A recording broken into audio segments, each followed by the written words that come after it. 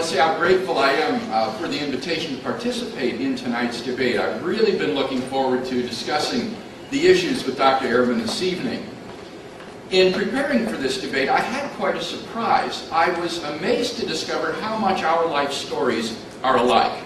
As slightly marginalized teenage boys with some passing acquaintance with Christianity, both of our lives were turned upside down when at the age of 15 or 16, we each experienced a spiritual rebirth through personal faith in Christ. Eager to serve Him, we both attended the same college in Illinois, Wheaton College, where we both even studied Greek under the same professor. After graduation, we both went on to pursue doctoral studies. Thereafter, our paths radically diverged. I received a fellowship from the German government to study the resurrection of Jesus under the direction of Wolfhard Pannenberg and Ferdinand Hahn at the University of Munich and at Cambridge University. As a result of my studies, I became even more convinced of the historical credibility of that event. Now, of course, ever since my conversion, I had believed in the resurrection of Jesus on the basis of my personal experience. And I still think that this experiential approach to the resurrection is a perfectly valid way to knowing that Christ is risen. It's the way that most Christians today know that Jesus is risen and alive. But as a result of my studies, I came to see that a remarkably good case can be made for Jesus' resurrection historically as well. And I hope to show tonight that the resurrection of Jesus is the best explanation of certain well-established facts about Jesus. Sadly, Dr. Ehrman came to radically different conclusions as a result of his studies. In his most recent book, he poignantly describes how he came to lose his teenage faith. I'm not sure, based on Dr. Ehrman's writings, whether he still believes in Jesus' resurrection or not. He never denies it, but he does deny that there can be historical evidence for Jesus' resurrection. He maintains that there cannot be historical evidence for Jesus' resurrection. Now, this is a very bold claim, and so naturally I was interested to see what argument he would offer for its justification. I was stunned to discover that the philosophical argument he gives for this claim is an old argument against the identification of miracles, which I had studied during my doctoral research, and which is regarded by most philosophers today as demonstrably fallacious. Now, so as not to steal Dr. Ehrman's thunder, I'll wait until he's presented his arguments before I show where the fallacy lies. For now, I want to briefly sketch how a historical case for Jesus' resurrection might look. In constructing a case for Jesus' resurrection, it's important to distinguish between the evidence and the best explanation of that evidence. This distinction is important because in this case, the evidence is relatively uncontroversial. As we'll see, it's agreed to by most scholars. On the other hand, the explanation of that evidence is controversial. That the resurrection is the best explanation is a matter of controversy. Now, although Dr. Ehrman says that there cannot be any historical evidence for the resurrection, what we'll see is that he really means that there cannot be, or that the resurrection cannot be, the best explanation of that evidence. Not that there is no evidence. That leads me then to my first major contention. Namely, there are four historical facts which must be explained by any adequate historical hypothesis. Jesus' burial, the discovery of his empty tomb, his post-mortem appearances, and the origin of the disciples' belief in his resurrection. Now let's look at that first contention more closely. I want to share four facts which are widely accepted by historians today. Fact number one. After his crucifixion, Jesus was buried by Joseph of Arimathea in a tomb. Historians have established this fact on the basis of evidence such as the following. 1. Jesus' burial is multiply attested in early independent sources. We have four biographies of Jesus by Matthew, Mark, Luke, and John, which have been collected into the New Testament, along with various letters of the Apostle Paul. Now, the burial account is part of Mark's source material for the story of Jesus' suffering and death. This is a very early source, which is probably based on eyewitness testimony, and which the commentator Rudolf Pesch dates to within 7 years of the crucifixion. Moreover, Paul also cites an extremely early source for Jesus' burial, which most scholars date to within 5 years of Jesus' crucifixion. Independent testimony to Jesus' burial by Joseph is also found in the sources behind Matthew and Luke and the Gospel of John, not to mention the extra-biblical Gospel of Peter. Thus we have the remarkable number of at least 5 independent sources for Jesus' burial, some of which are extraordinarily early. 2. As a member of the Jewish Sanhedrin that condemned Jesus, Joseph of Arimathea is unlikely to be a Christian invention. There was an understandable hostility in the early church toward the Jewish leaders. In Christian eyes, they had engineered a judicial murder of Jesus. Thus, according to the late New Testament scholar Raymond Brown, Jesus' burial by Joseph is very probable, since it is almost inexplicable why Christians would make up a story about a Jewish Sanhedrist who does what is right by Jesus. For these and other reasons, most New Testament critics concur that Jesus was buried by Joseph of Arimathea in a tomb. According to the late John A.T. Robinson of Cambridge University, the burial of Jesus in the tomb is one of the earliest and best attested facts about Jesus. Fact number 2. On the Sunday after the crucifixion, Jesus' tomb was found empty by a group of his women followers. Among the reasons which have led most scholars to this conclusion are the following. 1. The empty tomb is also multiply attested by independent early sources. Mark's source didn't end with the burial, but with the story of the empty tomb, which is tied to the burial story verbally and grammatically. Moreover, Matthew and John have independent sources about the empty tomb. It's also mentioned in the sermons in the Acts of the Apostles, and it's implied by Paul in his first letter to the Corinthian church. Thus we have again multiple, early, independent attestation of the fact of the empty tomb. 2. The tomb was discovered empty by women. In patriarchal Jewish society, the testimony of women was not highly regarded. In fact, the Jewish historian Josephus says that women weren't even permitted to serve as witnesses in a Jewish court of law. Now, in light of this fact, how remarkable it is that it is women who are the discoverers of Jesus' empty tomb. Any later legendary account would certainly have made male disciples like Peter and John discover the empty tomb. The fact that it is women rather than men who are the discoverers of the empty tomb is best explained by the fact that they were the chief witnesses to the fact of the empty tomb. And the gospel writers faithfully record what, for them, was an awkward and embarrassing fact. I could go on, but I think enough has been said to indicate why, in the words of Jakob Kramer, an Austrian specialist on the resurrection, by far most exegetes hold firmly to the reliability of the biblical statements concerning the empty tomb. Fact number 3. On different occasions and under various circumstances, different individuals and groups of people experienced appearances of Jesus, alive from the dead. This is a fact which is virtually universally acknowledged by scholars for the following reasons. 1. Paul's list of eyewitnesses to Jesus' resurrection appearances guarantees that such appearances occurred. Paul tells us that Jesus appeared to his chief disciple, Peter, then to the inner circle of disciples known as the 12. Then he appeared to a group of 500 disciples at once. Then to his younger brother James, who up to that time was apparently not a believer. Then to all the apostles. Finally, Paul adds, he appeared also to me, at the time when Paul was still a persecutor of the early Jesus movement. Given the early date of Paul's information, as well as his personal acquaintance with the people involved, these appearances cannot be dismissed as mere legends. Second, the appearance narratives in the Gospels provide multiple independent attestation of the appearances. For example, the appearance to Peter is attested by Luke and Paul. The appearance to the 12 is attested by Luke, John, and Paul. And the appearance to the women is attested by Matthew and John.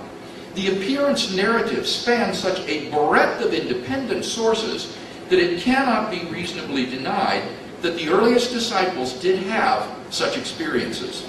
Thus even the skeptical German New Testament critic Gerald Ludemann concludes, it may be taken as historically certain that Peter and the disciples had experiences after Jesus' death in which Jesus appeared to them as the risen Christ. Finally, fact number 4, the original disciples suddenly and sincerely came to believe that Jesus was risen from the dead despite their having every predisposition to the contrary. Think of the situation the disciples faced following Jesus' crucifixion. Number 1, their leader was dead. And Jewish messianic expectations had no idea of a Messiah who, instead of triumphing over Israel's enemies, would be shamefully executed by them as a criminal. 2, Jewish beliefs about the afterlife precluded anyone's rising from the dead to glory and immortality before the general resurrection of the dead at the end of the world. Nevertheless, the original disciples suddenly came to believe so strongly that God had raised Jesus from the dead that they were willing to die for the truth of that belief. But then the obvious question arises. What in the world caused them to believe such an un-Jewish and outlandish thing? Luke Johnson, a New Testament scholar at Emory University, muses, some sort of powerful, transformative experience is required to generate the sort of movement earliest Christianity was. And N.T. Wright, an eminent British scholar, concludes, that is why, as an historian, I cannot explain the rise of early Christianity unless Jesus rose again, leaving an empty tomb behind him. In summary, there are 4 facts agreed upon by the majority of scholars: Jesus' burial, the discovery of his empty tomb, his post-mortem appearances, and the origin of the disciples' belief in his resurrection. Now, in his early published work, Dr. Ehrman expressed skepticism about these facts. He insisted that we cannot really affirm these facts. Why not? Well, he gave 2 reasons. First, he said, historians cannot say that a miracle probably occurred. But here he was obviously confusing the evidence for the resurrection with the best explanation of the evidence. The resurrection of Jesus is a miraculous explanation of the evidence. But the evidence itself is not miraculous. None of these 4 facts is in any way supernatural or inaccessible to the historian. To give an analogy, did you know that after Abraham Lincoln was assassinated, there was actually a plot to steal his body as it was being transported by train back to Illinois? Now, the historian will obviously want to know whether this plot was foiled or not. Was Lincoln's body missing from the train? Was it successfully interred in the tomb in Springfield? Did his closest associates, like Secretary of War Stanton or Vice President Johnson, claim to have seen appearances of Lincoln alive after his death, and so on? These are questions any historian can investigate, and it's the same with the 4 facts about Jesus. But Professor Ehrman had a second reason why he thought the historian cannot affirm these facts. The gospel accounts of these events are hopelessly contradictory. But the problem with this line of argument is that it assumes 3 things. 1, that the inconsistencies are irresolvable rather than merely apparent. 2, that the inconsistencies lie at the heart of the narrative rather than just in the secondary peripheral details. And 3, that all of the accounts have an equal claim to historical reliability, since the presence of inconsistencies in a later, less reliable source does nothing to undermine the credibility of an earlier, more credible source. In fact, when you look at the supposed inconsistencies, what you find is that most of them, like the names and number of the women who visited the tomb, are merely apparent, not real. Moreover, the alleged consistencies are found in the secondary circumstantial details of the story and have no effect at all on the four facts as I have stated them.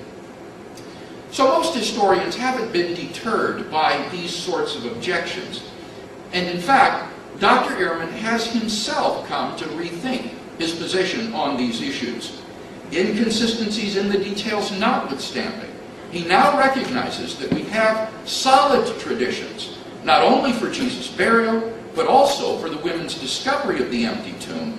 And therefore, he says, we can conclude with some certainty that Jesus was in fact buried by Joseph of Arimathea in a tomb, and that 3 days later, the tomb was found empty. When I discovered that Professor Ehrman had reversed himself on this question, my admiration for his honesty and scholarly objectivity shot up. Very few scholars, once they've gone into print on an issue, have the courage to rethink that issue and admit that they were wrong. Dr. Ehrman's reversal of his opinion on these matters is testimony not merely to the force of the evidence for these four facts, but also to his determination to follow the evidence wherever it leads. What this means is that my first contention is not an issue of disagreement in tonight's debate. The whole debate will therefore turn upon Dr. Ehrman's response to my second contention, namely that the best explanation of these facts is that Jesus rose from the dead. This, of course, was the explanation that the eyewitnesses themselves gave, and I can think of no better explanation. The resurrection hypothesis passes all of the standard criteria for being the best explanation, such as explanatory power, explanatory scope, plausibility, and so forth. Of course, down through history, various alternative naturalistic explanations of the resurrection have been proposed, such as the conspiracy hypothesis, the apparent death hypothesis, the hallucination hypothesis, and so on. In the judgment of contemporary scholarship, however, none of these naturalistic hypotheses has managed to provide a plausible explanation of the facts, nor does Dr. Ehrman support any of these naturalistic explanations of the facts. So why, we may ask, does Dr. Ehrman not accept the resurrection as the best explanation? The answer is simple. The resurrection is a miracle. And Dr. Ehrman denies the possibility of establishing a miracle. He writes, because historians can only establish what probably happened, and a miracle of this nature is highly improbable, the historian cannot say it probably occurred. This argument against the identification of miracles is an old one, already refuted in the 18th century by such eminent scholars as William Paley and George Campbell, and is rejected as fallacious by most contemporary philosophers as well. Now, I promised to say more about this later, but for now, let me simply say that in the absence of some naturalistic explanation of the facts, Dr. Ehrman's hesitancy about embracing the resurrection of Jesus as the best explanation is really quite unnecessary. Dr. Ehrman would be quite within his rational rights to embrace a miraculous explanation like the resurrection. And so would we. In conclusion, then, I think that there is good historical evidence for Jesus' resurrection. Specifically, I've staked out two basic contentions for discussion tonight. One, there are four historical facts which must be explained by any adequate historical hypothesis: Jesus' burial, the discovery of his empty tomb, his post-mortem appearances, and the very origin of the disciples' belief in his resurrection. And number two, the best explanation of these facts is that Jesus rose from the dead.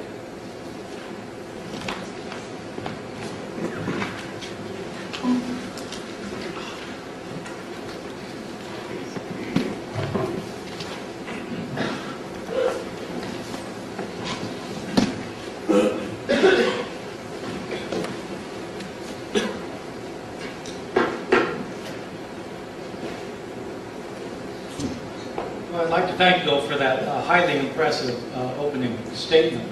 I've heard over the years that Bill is a skilled debater and rhetorician, and now I've seen for myself why the evangelical Christians that he speaks for are so proud of his abilities. In my opening speech here, I'll not be dealing directly with the many, many points that Bill has already raised. I'll instead lay out my own case, which, by the way, is not exactly the case that he said I was going to make, although there are some points of similarity. I'll lay out my own case, and in my next speech, I'll show why, in my opinion, the position that he has just staked out is so problematic. I want to say at the outset something similar to what he said at the beginning of his speech. I used to believe absolutely everything that Bill just presented. He and I went to the same evangelical Christian college, Wheaton, where these things are taught. Even before that, I went to a yet more conservative school, Moody Bible Institute, where Bible is our middle name. We were taught these things there even more avidly. I used to believe them with my whole heart and soul. I used to preach them and try to convince others that they were true. But then I began studying these matters, not simply accepting what my teachers had said, but looking at them deeply myself. I learned Greek and started studying the New Testament in the original Greek language. I learned Hebrew to read the Old Testament. I learned Latin, Syriac, and Coptic to be able to study the New Testament manuscripts and the non-canonical traditions of Jesus in their original languages. I immersed myself in the world of first century, reading non-Christian Jewish and pagan texts from the Roman Empire and before. And I tried to master everything written by a Christian from the first 300 years of the church. I became a historian of antiquity, and for 25 years now I have done my research in this area night and day. I'm not a philosopher like Bill. I'm a historian, dedicated to finding the historical truth. After years of study, I finally came to the conclusion that everything I had previously thought about the historical evidence of the resurrection was absolutely wrong. Let me begin by explaining in simple terms what it is that historians do. Historians try to establish, to the best of their ability, what probably happened in the past.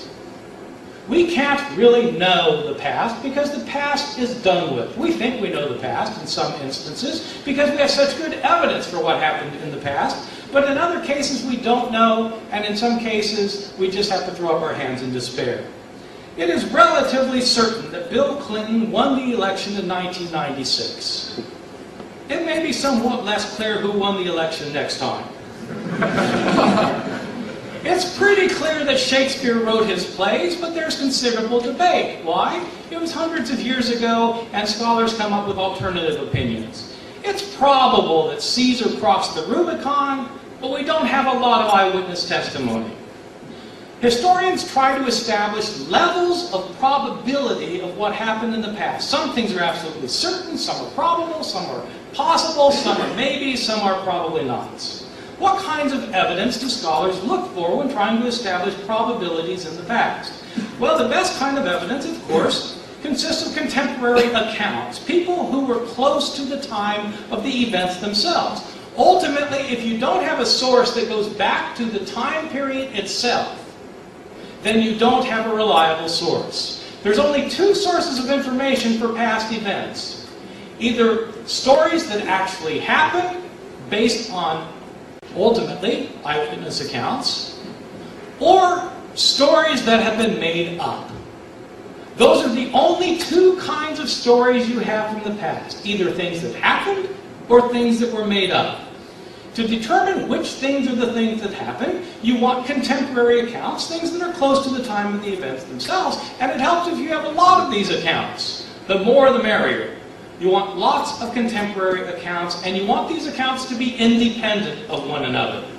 You don't want different accounts to have collaborated with one another. You want accounts that are independently attesting the results. Moreover, even though you want accounts that are independent of one another, that have not collaborated. You want accounts that corroborate one another. Accounts that are consistent in what they have to say about the subject. Moreover, finally, you want sources that are not biased toward the subject matter. You want accounts that are disinterested. You want lots of them. You want them independent of one another, yet you want them to be consistent with one another. What do we have with the Gospels of the New Testament? Well, unfortunately, we're not as well off as we would like to be. We'd like to be extremely well off because the Gospels tell us about Jesus and they are our best sources for Jesus. But how good are they as historical sources? I'm not questioning whether they're valuable as theological sources or sources for religious information, but how good are they as historical sources? Unfortunately, they're not as good as we would like. The Gospels were written 35 to 65 years after Jesus' death. 35 or 65 years after his death, not by people who were eyewitnesses, but by people living later. The Gospels are written by highly literate, trained, Greek-speaking Christians of the second and third generation. They're not written by Jesus' Aramaic-speaking followers. They're written by people living 30, 40, 50, 60 years later. Where did these people get their information from? I should point out, in our Gospels, that the Gospels say they're written by Matthew, Mark, Luke, and John, but that's just in your English Bible. That's the title of these Gospels. But whoever wrote the Gospel of Matthew didn't call it the Gospel of Matthew. Whoever wrote the Gospel of Matthew simply wrote his Gospel, and somebody later said it's the Gospel according to Matthew. Somebody later is telling you who wrote it. The titles are later additions.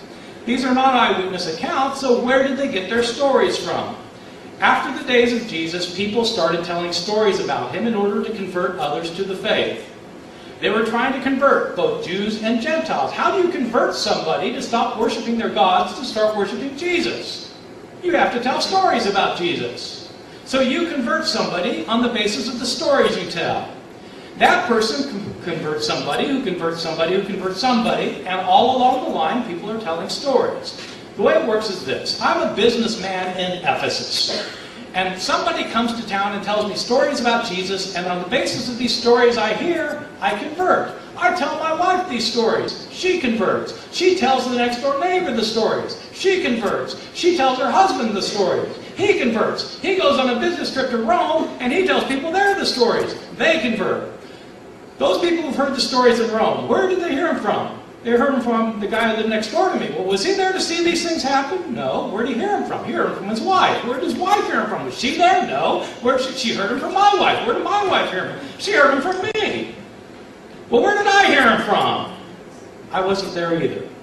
Stories are in circulation year after year after year, and as a result of that, the stories get changed. How do we know that the stories got changed in the process of transmission? We know the stories got changed because there are numerous differences in our accounts that cannot be reconciled with one another. You don't need to take my word for this, simply look yourself. I tell my students that the reason we don't notice there's so many differences in the Gospels is because we read the Gospels horizontally. We read them vertically, from top to bottom. You start at the top of Mark, you read through to the bottom. You start at the top of Matthew, read it to the bottom, sounds a lot like Mark. Then you read Luke, top to bottom, sounds a lot like Matthew and Mark. Read John, a little bit different, sounds about the same. The reason is because we're reading them vertically. The way to see differences in the Gospels is to read them horizontally. Read one story in Matthew, then the same story in Mark, and compare your two stories and see what you come up with. You come up with major differences. Just take the death of Jesus.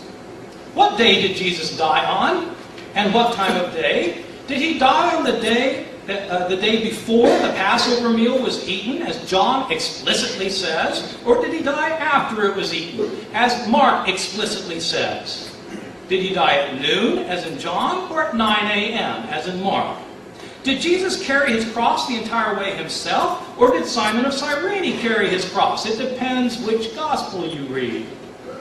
Did both robbers mock Jesus on the cross, or did only one of them mock him, and the other come to his defense? It depends which gospel you read. Did the curtain in the temple rip in half before Jesus died, or after he died? It depends which gospel you read. Or take the accounts of the resurrection. went to the tomb on the third day? Was it Mary alone, or was it Mary with other women?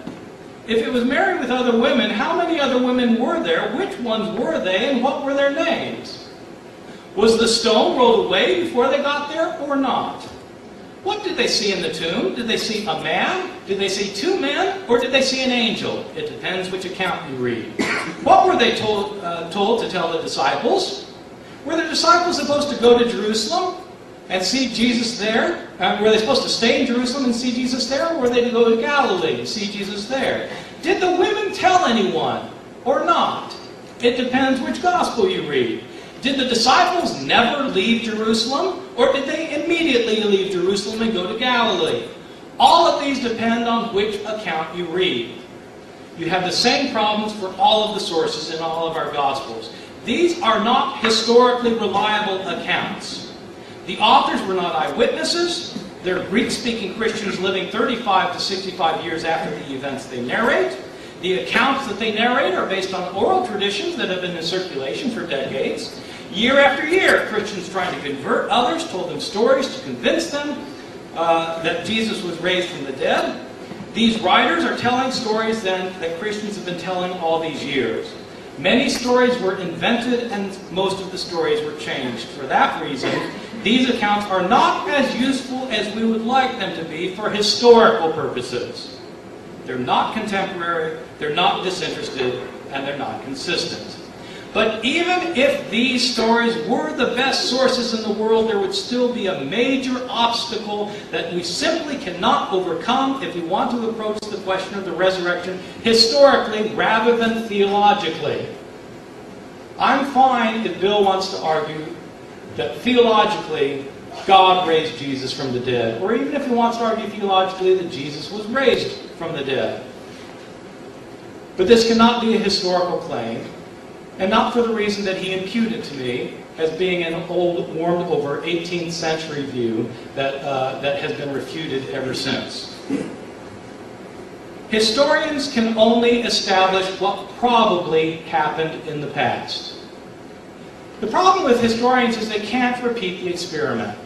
Today, if we want proof for something, it's very simple to give proof for many things. In the natural sciences, the experimental sciences, we have proof. If I wanted to prove to you that bars of ivory soap float, but bars of iron sink, all I need to do is get 50 tubs of lukewarm water and start chucking in the bars. The ivory soap will always float, the iron will always sink, and after a while we'll have a level of what you might call predictive probability. That if I do it again, the iron's going to sink again and the soap's going to float again. We can repeat the experiments doing experimental science, but we can't repeat the experiments doing history because once history happens, it's over. What are miracles? Miracles are not impossible. I won't say they're impossible. You might think they are impossible. If you do think so, then you're going to agree with my argument even more than I'm going to agree with my argument. I'm just going to say that miracles are so highly improbable that they're the least possible occurrence in any given instance. They violate the way nature naturally works. They are so highly improbable, their probability is infinitesimally remote, that we call them miracles. No one on the face of this earth can walk on lukewarm water. What are the chances that one of us can do it? Well, none of us can. So let's say the chances are 1 in 10 billion. Well, suppose somebody can. Well, then it's a chance of 1 in 10 billion. But in fact, none of us can. What about the resurrection of Jesus? I'm not saying it didn't happen, but if it did happen, it would be a miracle. The resurrection claims are claims that not only did Jesus' body come back to life, it came back to life never to die again. That's a violation of what naturally happens. Every day, time after time, millions of times a year. What are the chances of it happening? Well, it'd be a miracle.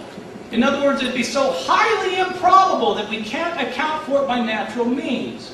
A theologian may claim that it's true. And to argue with the theologian, we'd have to argue on theological grounds. Because there are no historical grounds to argue on. Historians can only establish what probably happened in the past, and by definition, the miracle is the least probable occurrence.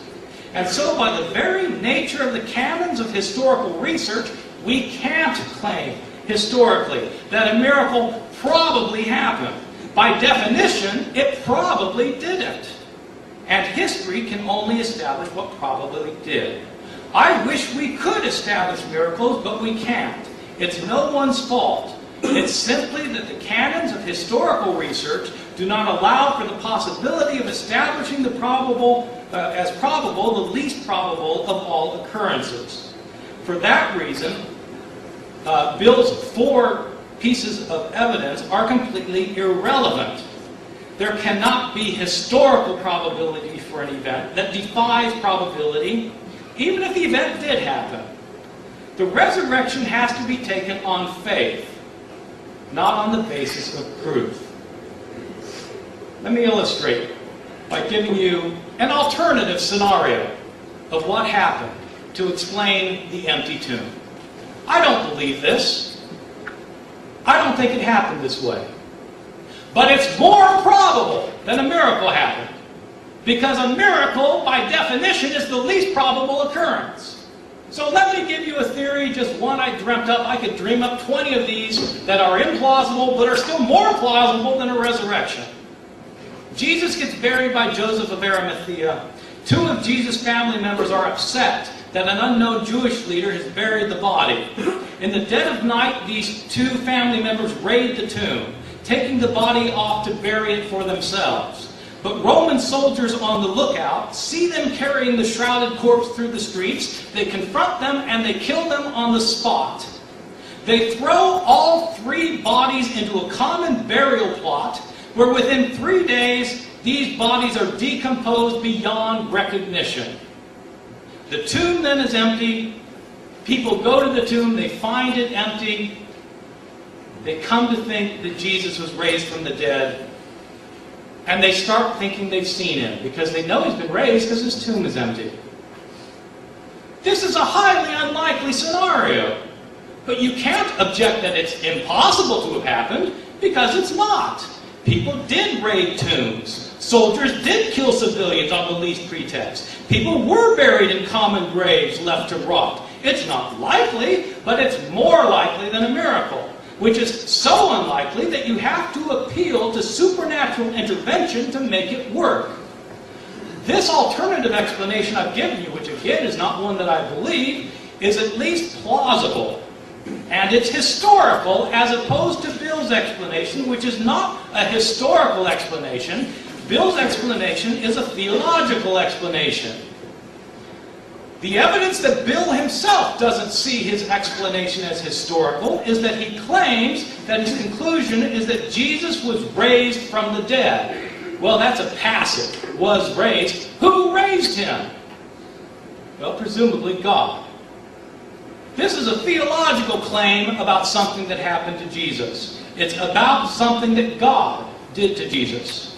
But historians cannot presuppose belief or disbelief in God when making their conclusions. Discussions about what God has done are theological in nature. They're not historical. Historians, I'm sorry to say, have no access to God. The canons of historical research are by their very nature restricted to what happens here, on this earthly plane. They do not and cannot presuppose any set beliefs about the natural realm. I'm not saying this is good or bad. It's simply the way historical research works. Let me give you an analogy. It's not bad that there can be no mathematical proof for the existence of an anti-Semitic polemic in the Merchant of Venice. Mathematics is simply irrelevant to purely literary questions.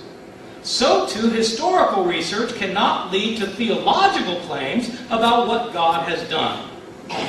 To sum up, the sources we have are not as good as we would like.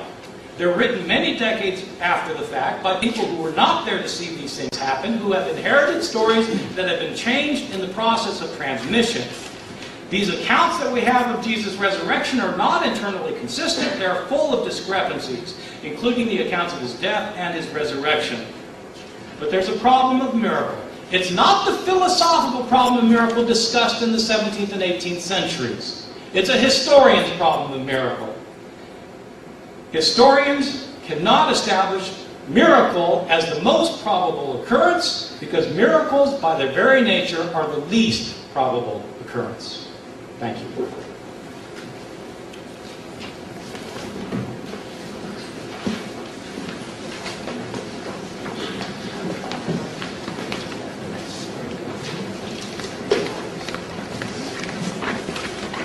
Well, thank you, Bart. I see we're in for a good debate this evening.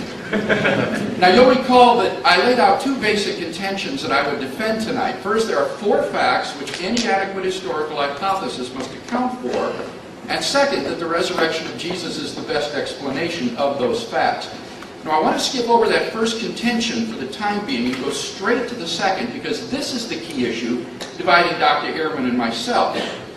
Dr. Ehrman maintains that we can never say that a miracle like the resurrection probably occurred, because miracles by their very nature are inherently improbable. Now, despite what he says, this argument is nothing new. It was already propounded in the 18th century by David Hume in his essay of Miracles. Dr. Ehrman's argument is just a warmed-over version of Hume's reasoning. Now, what do contemporary philosophers think of Hume's argument against the identification of miracles? Well, let me introduce you to another Ehrman, John Ehrman, professor of philosophy of science at the University of Pittsburgh. This Professor Ehrman is not a Christian. In fact, he's an agnostic. He doesn't even believe God exists. Nevertheless, you see what he thinks of Hume's argument. It's not merely a failure, it is an abject failure. That is to say, it is demonstrably, irremediably, hopelessly fallacious. Let me explain why. When we talk about the probability of some event or hypothesis A, that probability is always relative to a body of background information, B. So we speak of the probability of A on B, or of A with respect to B. So, in order to figure out the probability of the resurrection, let B stand for our background knowledge of the world apart from any evidence for the resurrection. Let E stand for the specific evidence for Jesus' resurrection, the empty tomb, post-mortem appearances, and so on. Finally, let R stand for Jesus' resurrection. Now, what we want to figure out is the probability of Jesus' resurrection given our background knowledge of the world and the specific evidence in this case.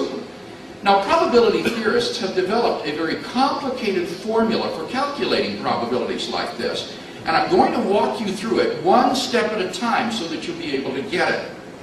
The first factor that we need to consider is the probability of the resurrection on the background knowledge alone. This is called the intrinsic probability of the resurrection. It tells how probable the resurrection is given our general knowledge of the world. Next, we multiply that by the probability of the evidence given our background knowledge and the resurrection. This is called the explanatory power of the resurrection hypothesis.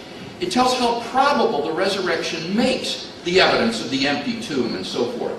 And these two factors form the numerator of this ratio. Now, below the line, just reproduce the numerator. Just move everything above the line down below the line.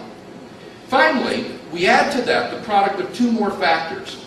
The intrinsic probability that Jesus did not rise from the dead, plus, or rather times, the explanatory power of the hypothesis of no resurrection.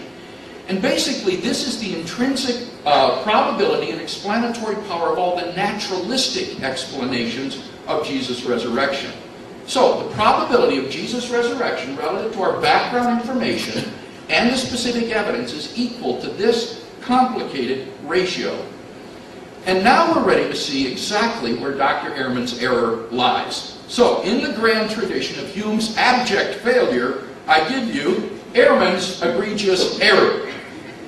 He says, because historians can only establish what probably happened, and a miracle of this nature is highly improbable, the historian cannot say it probably occurred. In other words, in calculating the probability of Jesus' resurrection, the only factor he considers is the intrinsic probability of the resurrection alone.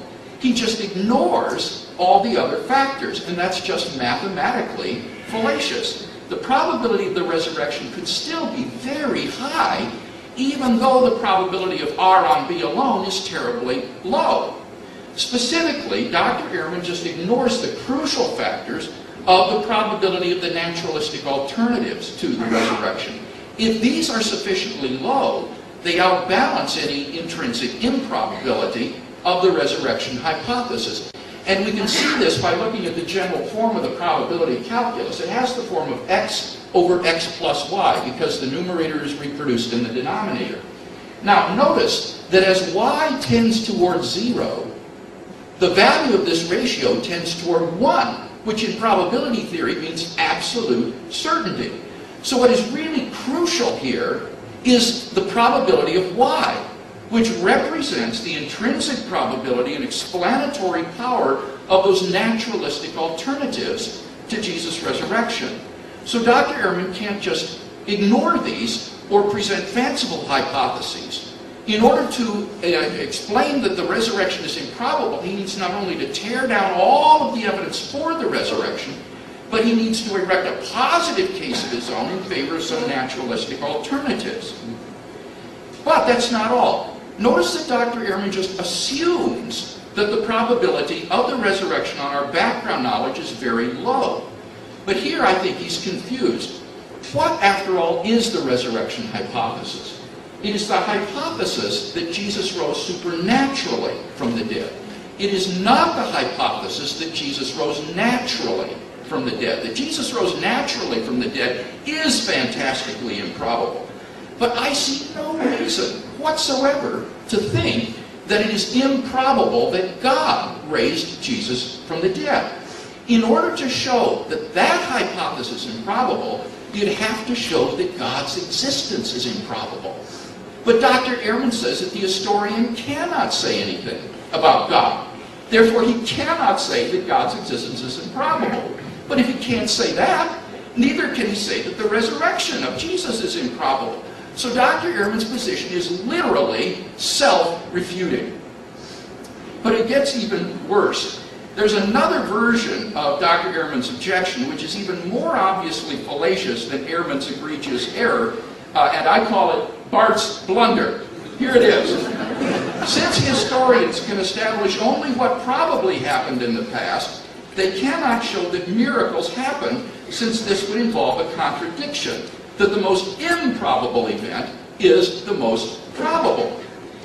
In truth, there's no contradiction here at all, because we're talking about two different probabilities.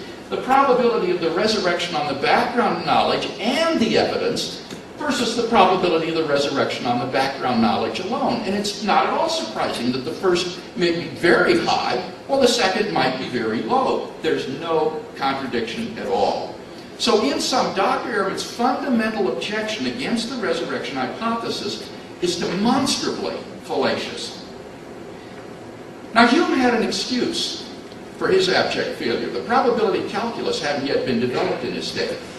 But today, New Testament theologians no longer have any excuse for using such demonstrably fallacious reasoning. Now, Dr. Ehrman has already shown himself to have the scholarly objectivity to reverse himself on the power of the empirical evidence. But in this case, a reversal of his position is mathematically obligatory. And I hope that the same scholarly objectivity that led him to reverse himself with respect to those four facts will now also lead him to rethink his opposition to the resurrection hypothesis. Now, in my few remaining minutes, let me return to that first contention and deal with Dr. Ehrman's responses there. He said that there are a sort of wish list that he would offer for historical sources, and that the Gospels are not as good as we would want. Well, let me simply say that this wish list is so idealistic as to be practically irrelevant to the work of the practicing historian. The only purpose that it serves is the psychological purpose of setting the bar so unrealistically high that the Gospels appear to fall short by comparison. In fact, however, no sources for ancient history measure up to this wish list. And the New Testament documents, I think, do fulfill 4 out of the 6 in his list unproblematically, and the other 2 partially. So the real question is, not are they as good as we would like, but are they good enough to establish those 4 facts? And they certainly are. What about all the inconsistencies? Well, remember I said you'd have to show 3 things to put this argument through. First, that they're irresolvable. Second, that they lie at the heart of the narrative rather than in the details, which in fact they do. And thirdly, you'd have to show that all of the documents are on equal claimed historical credibility, since inconsistencies in a later, less reliable source doesn't undermine an earlier, more credible source. So I don't think that really he's shown that these things, these inconsistencies, invalidate the narratives. In fact, when you look at them, the Gospels all agree that Jesus of Nazareth was crucified in Jerusalem by Roman authority during the Passover feast, having been arrested and convicted on charges of blasphemy by the Jewish Sanhedrin, and then slandered before the Roman governor Pilate on charges of treason. He died within several hours and was buried Friday afternoon by Joseph of Arimathea in a tomb which was sealed with a stone. Certain women followers of Jesus, including Mary Magdalene, who is always named, having observed his interment, visited his tomb early on Sunday morning, only to find it empty. Thereafter, Jesus appeared alive from the dead to his disciples, including Peter, who then became proclaimers of the message of his resurrection. All 4 Gospels attest to all of those facts. More details could be added simply by including facts mentioned in 3 of the Gospels, 3 out of the 4. And as I say, the bottom line is that Dr. Ehrman himself admits now, since 2003, that despite the inconsistencies, these 4 facts are historical. In fact, N.T. Wright, at the end of his massive study of the resurrection narratives, states that the empty tomb and appearances have a historical probability which is so high as to be virtually certain, like the death of Augustus in AD 14 or the fall of Jerusalem in AD 70. That is incredible. So I think that the debate really isn't over these facts. The question is the best explanation of the facts.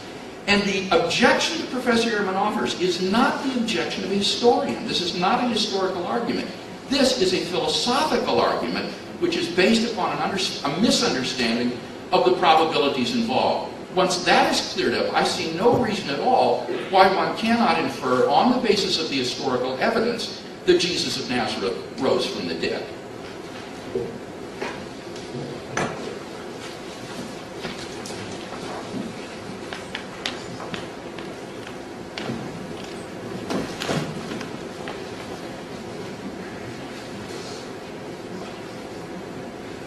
Well, thank you, Bill, for that impressive refutation. But I do have to tell you, if you think I'm going to change my mind because you have a mathematical proof for the existence of God, I'm sorry, but it ain't going to happen. Well, okay, so I'm sorry I have only 12 minutes for refutation. I need about 3 hours, as I imagine Bill does, too. Let me say again that I respect Bill's personal belief that Jesus was raised from the dead, but I find that his claim that this can be historically proven to be dead wrong.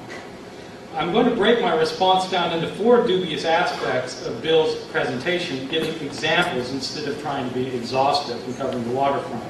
First, Bill makes dubious use of modern authorities.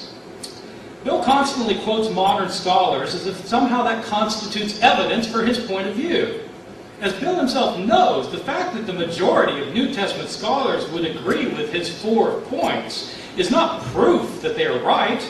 For one thing, the majority of New Testament scholars are believers in the New Testament. That is, they're theologically committed to the text. So of course they agree on these points. I should note that the majority of historians do not agree with Bill's conclusions. Does that make those conclusions wrong? No, it simply means that his conclusions are not persuasive to most historians. Having said that, I'm surprised by some of these so-called authorities that Bill cites. For the reality is that the majority of critical scholars studying the historical Jesus today disagree with his conclusion that a historian can show that the body of Jesus emerged physically from the tomb. Bill might find that surprising, but that would be because of the context he works in, a conservative evangelical seminary. In that environment, what he's propounding is what everyone believes. But it's striking that even some of his own key authorities don't agree. He quotes a number of scholars whom I consider to be friends and acquaintances, and I can tell you, they don't agree with his views. Does that make him wrong? No. It simply means that his impressive recounting of scholarly opinion is slanted, lopsided, and fails to tell the real story, which is that he represents a minority opinion. Second, Bill makes dubious use of ancient sources. Bill quotes the Apostle Paul, just to pick an example, to indicate that already just 5 years after Jesus' death, Joseph of Arimathea buried Jesus. Paul wasn't writing 5 years after the burial, he was writing 25 years later, and he never mentions Joseph of Arimathea. Joseph of Arimathea is not mentioned until you get to the Gospel of Mark, 35 or 40 years after the fact. When Paul indicates that Jesus was buried, he may just as well have meant that he was buried in a communal grave, which is far more frequently happened with crucified criminals. Paul said he got buried. He may simply have been tossed into a communal grave. I should point out that in some of Bill's writings, he's quoted a lot of my writings in ways that I don't... He's taking things out of context, as I'll show in a few minutes, because what he's saying I've changed my mind to, I don't agree with. But in his own writings, he indicates that Mark has a sparse narrative of Jesus being buried, and since it's an unembellished narrative, as he calls it, it's more likely then to be historical. I want to know if he still thinks that an unembellished tradition is more likely to be historical. Because if that is true, then I want him to tell us whether he thinks that Matthew's more embellished tradition is unhistorical. This is comparable to his comment a few minutes ago that the earliest traditions all agree on something, so we don't have to worry about the later ones. Well, then tell us. Do you think that the later ones are unhistorical? Third, Bill makes dubious claims and assertions. For example, Bill asserts that the story of the women going to the tomb would never have been invented by the early Christians. I should point out, Paul never mentions the women at the tomb, only the later Gospels, Mark and following. But here the problem is one that's typical of much of Bill's position. His claim does not take seriously the nature of our sources. Anyone intimate with Mark's Gospel would have no difficulty at all seeing why, 35 years after the event, he or someone in his community might have invented the story. Mark's Gospel is filled with theological reflections on the meaning of the life of Jesus. This is Mark's Gospel. It's not a data sheet, it's a gospel. It's a proclamation of the good news as Mark saw it, of Christ's death and resurrection. One of Mark's overarching themes is that virtually no one during the ministry of Jesus could understand who he was. His family didn't understand, his townspeople didn't understand, the leaders of his own people didn't understand, not even the disciples understood in Mark. Especially not the disciples. For Mark, only outsiders have an inkling of who Jesus was. The unnamed woman who anointed him, the centurion at the cross. Who understands at the end? Not the family of Jesus, not the disciples. It's a group of previously unknown women. The women at the tomb fit in perfectly with Mark's literary purposes otherwise, so they can't simply be taken as some kind of objective historical statement of fact. They too neatly fit the literary agenda of the Gospel. The same can be said of Joseph of Arimathea. Anyone who cannot think why Christians might invent the idea that Jesus had a secret follower among the Jewish leaders is simply lacking in historical imagination. 4. Bill draws dubious inferences from his claims. Bill infers that Paul must have believed in the empty tomb because he talked about Christ's appearances. Christ appeared, so the tomb must be empty. This is a highly problematic view. For ancient people, as opposed to post-Enlightenment thinkers like Bill, an appearance does not need to mean reanimation of the physical body. According to the Gospels, Moses and Elijah appeared to Peter, James, and John. Are we to believe that these men, Moses and Elijah, came back to life? That Moses' body was somehow reconstituted and raised from the dead, and that they appeared from heaven? Or was this a vision? Surely it was a vision. They disappear immediately. Ancient people had no trouble believing that bodies could be phantasmal, not physical. Evidence for this is found abundantly throughout all our ancient sources, Jewish, pagan, and Christian. Pagan sources from the 8th century Homer to the 2nd century Homeric hymns, from pagan myths to pagan novels, from pagan poets to pagan philosophers, they're all replete with accounts of gods appearing to humans in human form. But these are appearances, visions. They're not real human bodies. The pagan holy man, Apollonius of Tyana, appears to his followers after his death. But it's an appearance, a vision, not the reanimation of his body. Jewish texts are the same, where angels and archangels and demons and devils appear to people bodily, but they aren't real bodies. In short, Bill makes the mistake of assuming that if the disciples claimed to see Jesus alive afterwards, they necessarily believed or knew that this was his actual physical body. That's a modern assumption, not an ancient one. The texts we're dealing with are ancient texts, not modern ones. Ancient people had no difficulty at all thinking that a divine appearance was not an actual physical appearance. A body could be buried and the person could appear alive afterwards without the body leaving the tomb. If Bill doubts this, then I suggest he read some more ancient texts to see how they talk about the matter. He might start with the Christian texts of the 2nd century, such as the Acts of John, or the Coptic Apocalypse of Peter, or the second treatise of the Great Seth, or he might consider the arguments used by Basilides, who allegedly was a disciple of the follower of Peter. For ancient people, post-death appearance was not the same as the reanimation of the body. Moreover, Jesus' body, after the resurrection, does things that bodies can't do. It walks into rooms that are behind locked doors. It ascends to heaven. Is Bill seriously going to argue on historical grounds that Jesus' resurrected body could do this? This is a theological claim about Jesus, not a historian's claim. Historians are unable to establish what God does. That's the work of the historian. So too with his concluding inference, that God raised Jesus from the dead. This is a theological conclusion. It's not a historical one. It's a statement about God. If he wants to mount mathematical evidence for what God probably did in the world, I have to say it's not going to be convincing to most mathematicians and certainly to most historians. Historians have no access to God. The historian can say that Jesus died on the cross, but he cannot say that God accepted his death as an atonement. The historian can say that the Apostle Paul claimed to have a vision of Jesus after his death. He cannot tell you that God raised him from the dead. The payoff is this. We don't know if Jesus was buried by Joseph of Arimathea. What we have are gospel stories written decades later by people who had heard stories in circulation, and it's not hard at all to imagine somebody coming up with a story. We don't know if his tomb was empty 3 days later. We don't know if he was physically seen by his followers afterwards.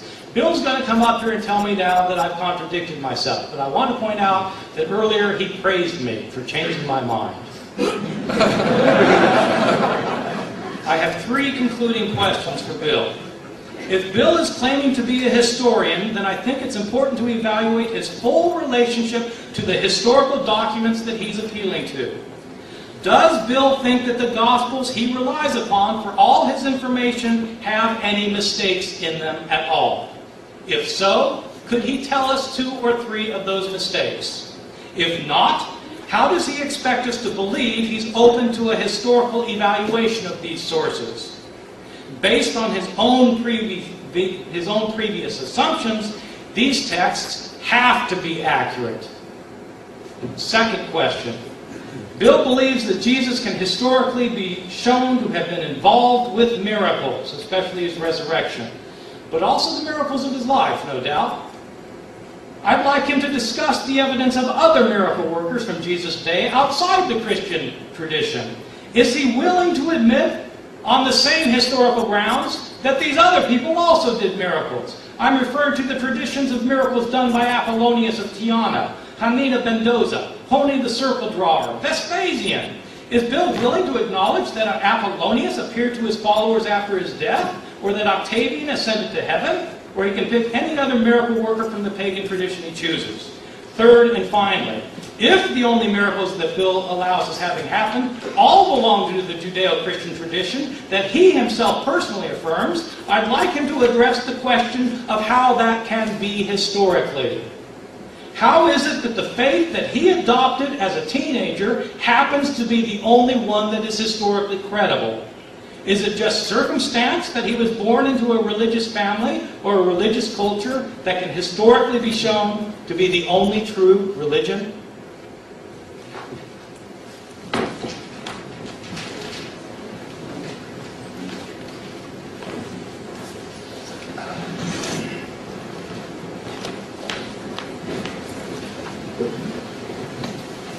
Now, in that last speech, I think we heard a great deal of bluster, but there was, I think, a marked note of absence, or of substance.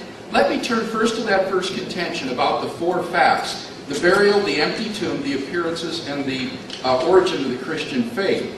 Now, here, Dr. Irwin says, I have dubious use of modern authorities. I agree that the citation of modern authorities doesn't prove anything in and of itself. That's why I gave the arguments under each of the 2 points. He has to deal with the arguments. He says that I represent a minority opinion, not about those 4 facts. I said that it is controversial whether the resurrection of Jesus is the best explanation of those facts. But I can give him the names, the evidence for people who hold to those 4 facts. That does represent the broad mainstream of New Testament scholarship. Insofar as Dr. Ehrman now chooses to deny the honorable burial, the empty tomb, the appearances, he is in the decided minority of New Testament scholarship with regard to those facts. Secondly, he says, I have dubious use of ancient sources. For example, he says Paul was 25 years later, not as early as I had claimed. But surely Dr. Ehrman knows that Paul, in 1 Corinthians 15, 3-5, is quoting an ancient Christian tradition which he himself received, and that goes back to within 5 years after the crucifixion. In fact, James D.G. Dunn dates it back to within 18 months of Jesus' death. So we're relying on these pre-Pauline traditions here, not the date of Paul's actual letter. He also says perhaps Paul was talking about a communal burial.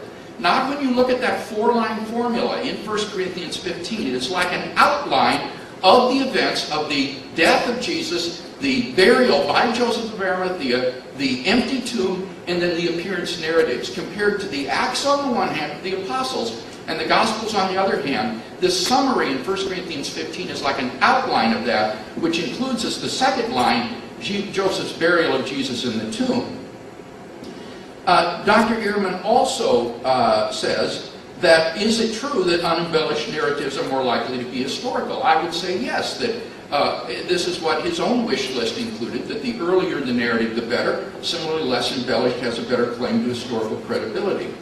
Third, he said I make dubious assertions. For example, the women at the tomb, he says they're placed there by Mark because they are paradigmatic outsiders. That's nonsense. These women are followers of Jesus, particularly Mary Magdalene is one of the disciples of Jesus. So you can't explain why they would appear in the narratives because of that.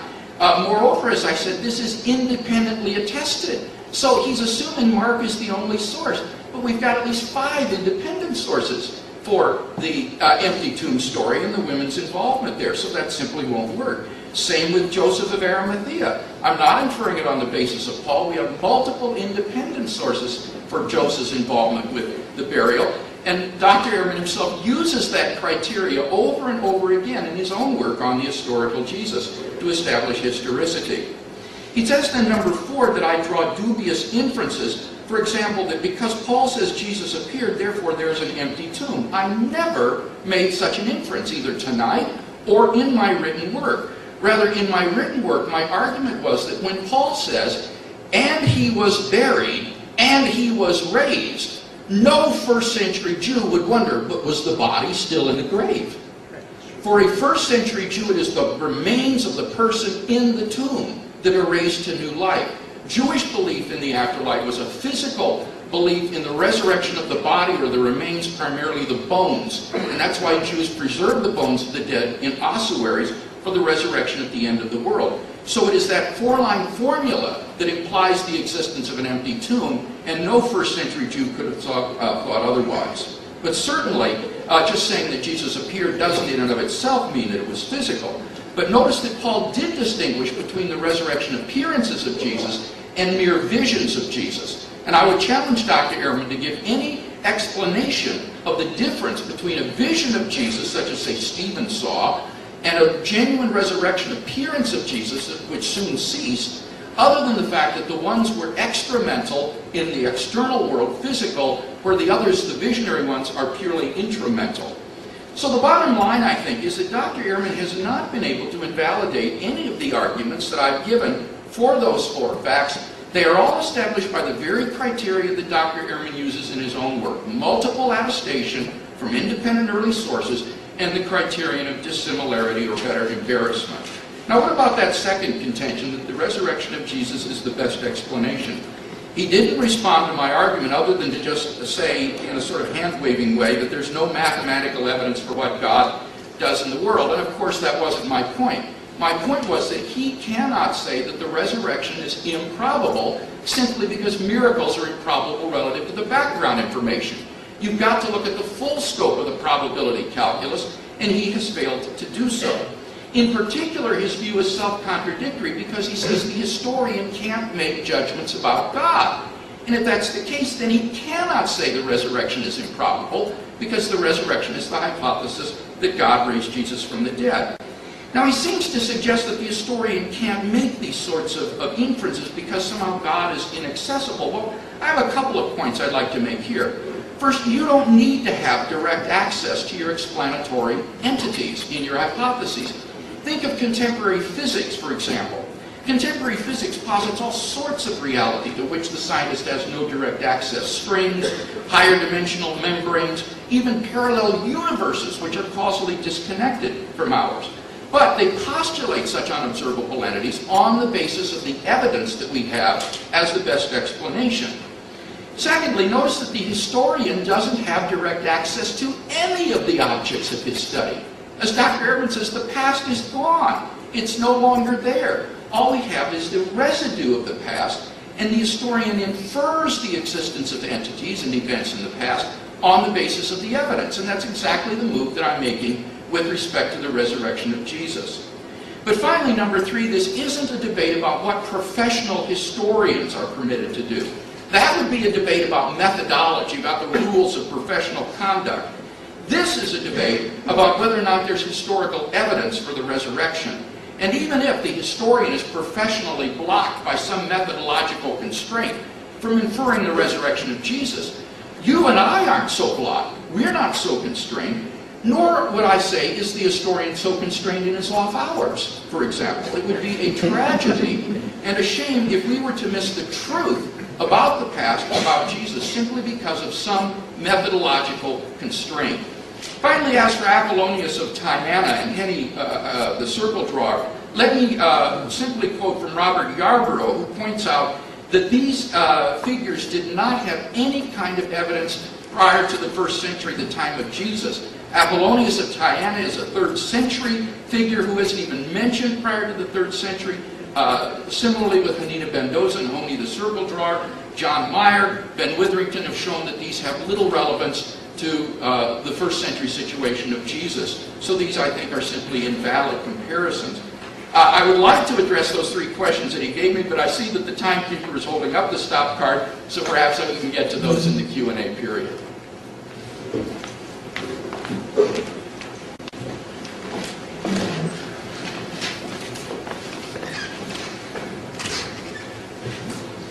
I'd like somebody to shoot the timekeeper.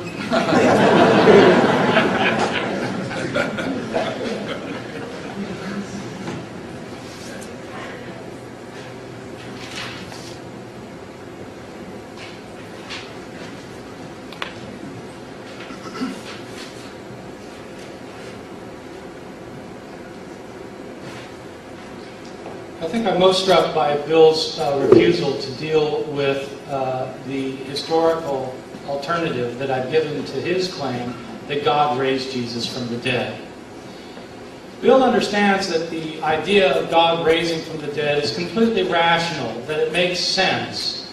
The reason it's rational and makes sense to Bill is because he's a believer in God. And so, of course, God can act in the world. Why not?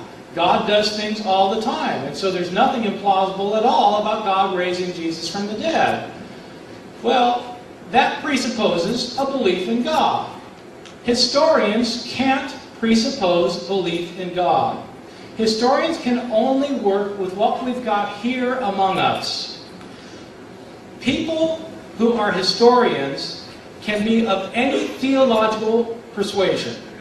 They can be Buddhists, they can be Hindus, they can be Muslims, they can be Christians, they can be Jews, they can be agnostics, they can be atheists. And the theory behind the canons of historical research is that people of every persuasion can look at the evidence and draw the same conclusions.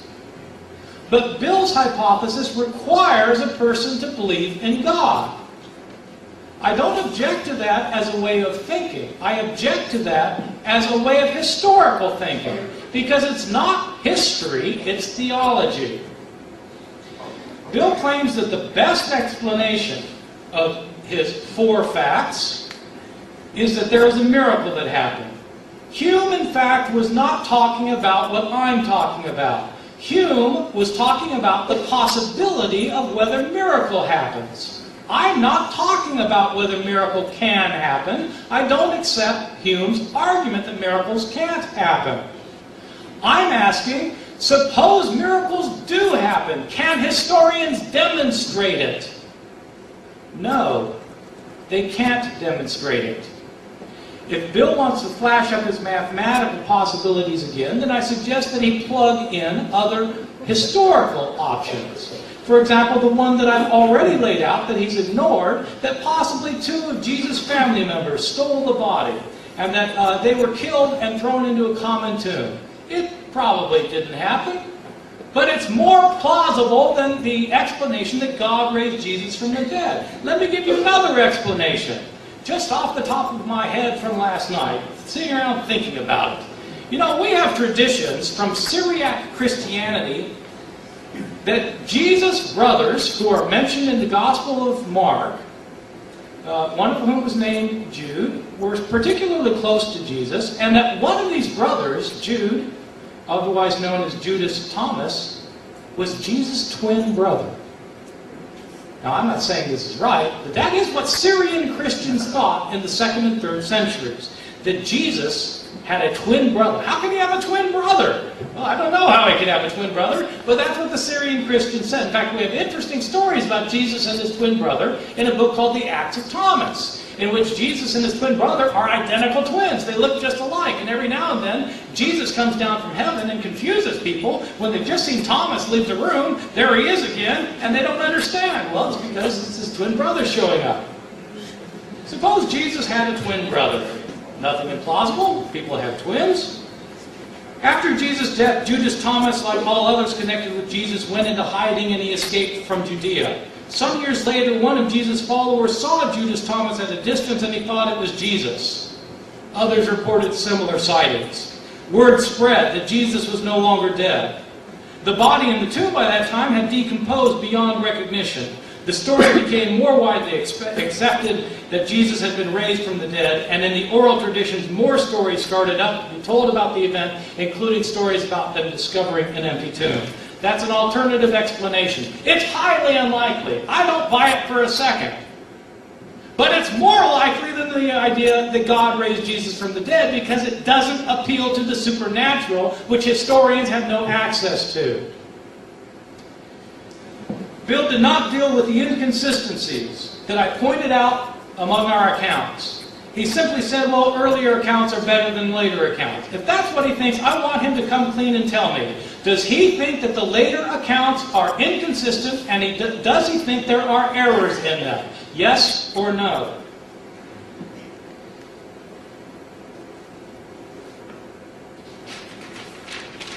Bill admits that unembellished accounts are more likely to be historical accounts. If that's what he thinks, I want him to answer my question, yes or no. Does that mean that the embellished accounts of the Gospels are not historical? You see, he can't have it both ways. He can't say that unembellished accounts like Mark's burial scene are probably historical because they're unembellished, and then say that John's account, which is embellished, is also historical. If both embellished and unembellished accounts are equally historical, then the criterion has no weight that says that unembellished accounts are more likely to be historical. He asks, why would the women appear at the tomb? I made an argument for why Mark, or one of this community, may have invented the women. His response is, well, Mary Magdalene was a follower of Jesus. Well, Mary Magdalene's very popular these days, since everybody's read the Da Vinci Code, and if you haven't, it came out in paperback today.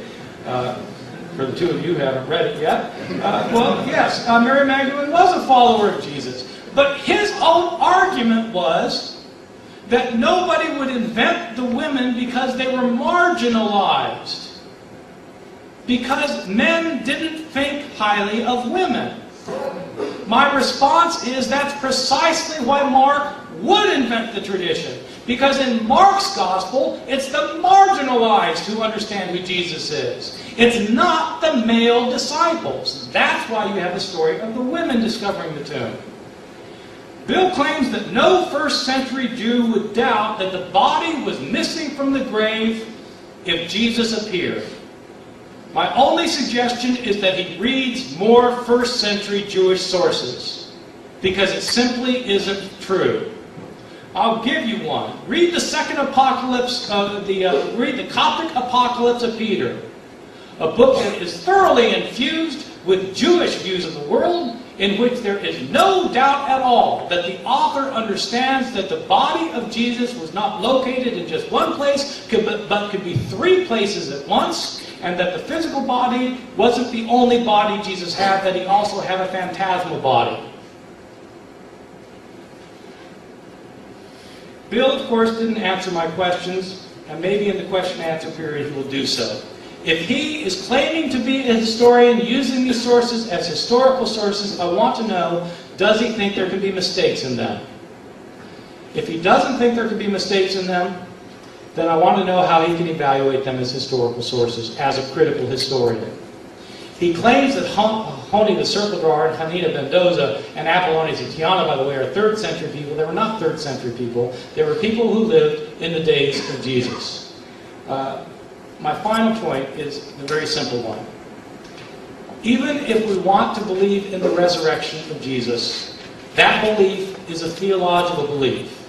You can't prove the resurrection. It's not susceptible to historical evidence. It's faith. Believers believe it and take it on faith, and history cannot prove it.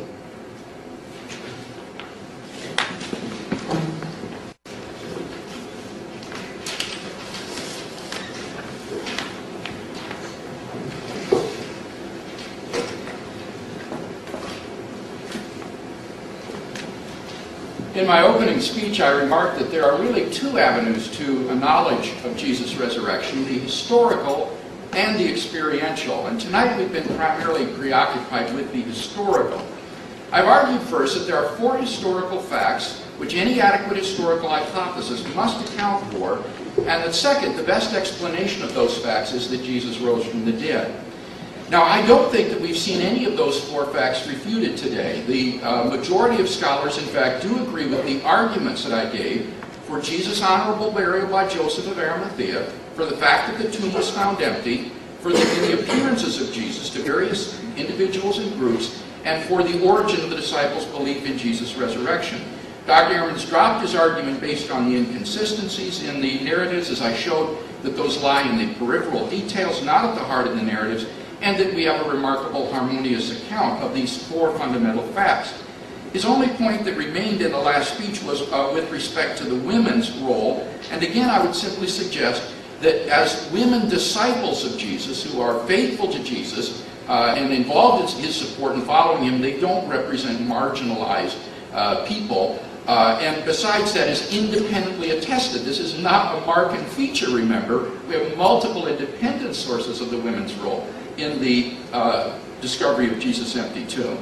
So what about that second crucial contention, that the resurrection of Jesus is the best explanation? I showed how the argument based on probability that he gives over and over again in his written word is fallacious. And he says, well, Hume isn't talking about my argument, he's talking about the impossibility of miracles. That is simply mistaken. Hume's argument is against the identification of miracles based upon their improbability. And that doesn't answer my fundamental point, that he cannot say the resurrection of Jesus is improbable, because he says the historian can't make judgments about that sort of thing. And even if it were improbable, he's got to consider all of the other evidence that would outbalance that. Now he says, well, look at these other hypotheses. Perhaps, for example, family members of Jesus stole the body. Isn't that more probable? Well, I don't think so. Notice there's no motive in that case for stealing the body. The family members of Jesus didn't believe in him during his lifetime. Nobody else other than Joseph and his servants and the women disciples even knew where the body had been interred. The time was insufficient for such a conspiracy to be hatched and launched between Friday night and Sunday morning. Also, the grave clothes in the tomb disprove the hypothesis of tomb robbery. Nobody would undress the body before taking it away. His conspiracies like this always come to light. His Roman guards would have been happy to inform the Jewish leaders of what had happened. And this hypothesis can't explain either the appearances of Jesus nor the origin of the Christian belief in his resurrection. So for all those reasons, that's an improbable hypothesis. By contrast, I don't think he's shown any improbability in saying God raised Jesus from the dead. All he says is that this appeals to God and that historians can't infer God. But remember, I gave three responses to that. First, as in physical science, you don't have to have direct access to explanatory entities in order to infer them. Secondly, the historian's whole project is dealing with the inaccessible past, where you have to infer things based on present evidence, even though you don't have direct access. And thirdly, this isn't a debate about what historians can do professionally. It's a debate about whether there's historical evidence for Jesus' resurrection and the conclusions that we can draw. And even if a professional historian can't draw that conclusion in a historical journal or a classroom, he can draw it when he goes home to his wife. And we can draw it if we think that the evidence is best explained in that way too. In short, I don't think that there's any good reason for thinking that the historical evidence for the resurrection of Jesus is not best explained by the resurrection. And I want to conclude now just by saying something about that other avenue to a knowledge of the resurrection, that experiential approach. You see, if Christ is really risen from the dead, as the evidence indicates, then that means that Jesus is not just some ancient figure in history or a picture on a stained glass window. It means that he is alive today and can be known experientially. For me, Christianity ceased to be just a religion or a code to live by when I gave my life to Christ and experienced a spiritual rebirth in my own life. God became a living reality to me. The light went on where before there was only darkness, and God became an experiential reality, along with an overwhelming joy and peace and meaning that he imparted to my life. And I would simply say to you, if you're looking for that sort of meaning, purpose in life, then look not only at the historical evidence, but also pick up the New Testament and begin to read it. And ask yourself whether or not this could be the truth. I believe that it can change your life in the same way that it's changed mine.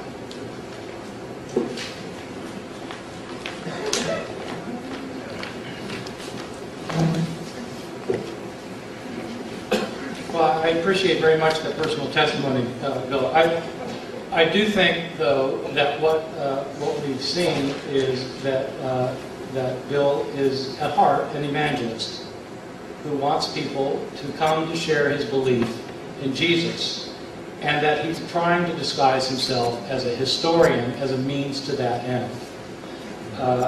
I appreciate that, but it's not just whether a professional historian can argue something, it's whether history can be used to demonstrate claims about God. I have in fact disputed the four facts that he continually refers to. The burial by Joseph of Arimathea, I've argued, could well be a later invention. The empty tomb also could be a later invention. You don't have a reference to it in Paul, you only have it later in the Gospels. The appearances of Jesus may just as well have been visions of Jesus as they were physical appearances of Jesus, because people did and do have visions all the time. And an earlier point that Bill made, that the disciples were all willing to die for their faith. I didn't hear one piece of evidence for that. I hear that claim a lot, but having read every Christian source from the first 500 years of Christianity, I'd like him to tell us what the piece of evidence is that the disciples died for their belief in the resurrection.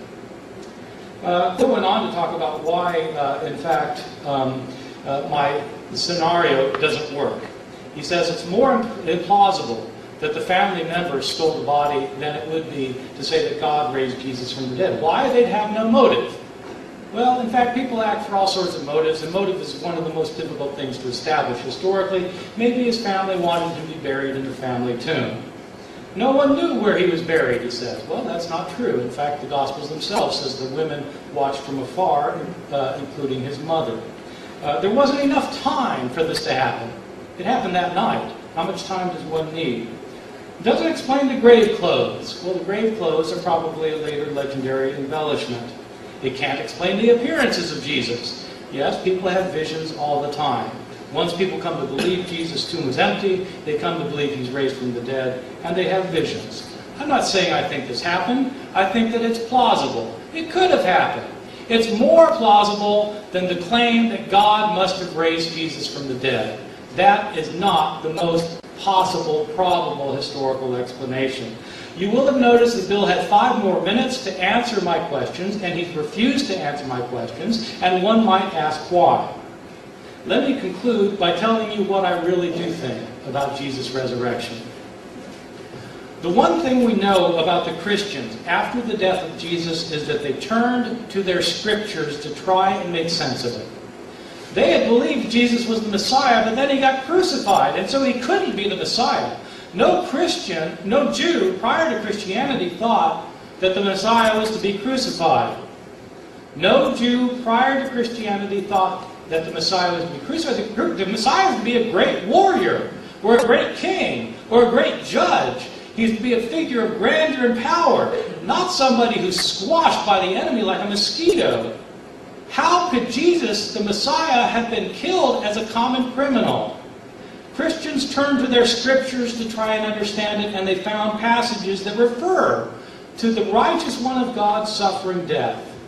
But in these passages, such as Isaiah 53, and Psalm 22, and Psalm 69, the one who is punished or who is killed is also vindicated by God. Christians came to believe their scriptures that Jesus was the righteous one and that God must have vindicated him. And so Christians came to think of Jesus as one who, even though he had been crucified, came to be exalted to heaven, much as Elijah and Enoch had in the Hebrew scriptures. How then is Jesus the Messiah, though, if he's been exalted to heaven? Well, Jesus must be coming back soon to establish the kingdom. He wasn't an earthly Messiah, he's a spiritual Messiah. That's why the early Christians thought the end was coming right away in their own lifetime. That's why Paul taught that Christ was the first fruit of the resurrection. But if Jesus is exalted, he's no longer dead. And so Christians started circulating the story of his resurrection. It wasn't 3 days later they started circulating that story. It might have been a year later, maybe 2 years. 5 years later, they didn't know when the stories had started. Nobody could go to the tomb to check. The body had decomposed. Believers who knew that he'd been raised from the dead started having visions of him. Others told stories about these visions of him, including Paul. Stories of these visions circulated. Some of them were actual visions like Paul. Others of them were stories of visions like the 500 who repeatedly saw him. On the basis of these stories, narratives were constructed and circulated, and eventually we got the Gospels of the New Testament written 30, 40, 50, 60 years later.